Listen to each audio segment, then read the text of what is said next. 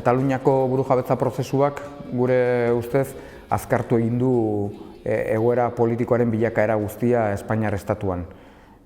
Gure iritziz, estatuan ere badakite, kataluniarrek badakiten bezala, Katalunia gabe ez dagoela Espainiarik.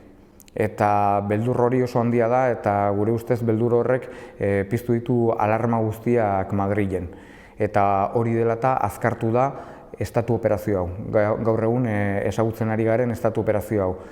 Gure ustez ez da kasualitatea erregearen abdikazioa horrela presaka eta korrika egin behar izana.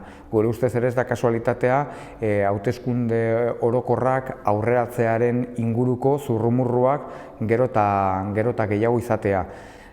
Gure ustez eta gainera entzuten ari da toki guztietatik konstituzioan ere erreforma bat egingo dutela. Eta gure ustez hori guztia badator, eta baldin badator hori guztia izango da neurri handi batean Kataluniako burujabetza prozesua etenarazteko.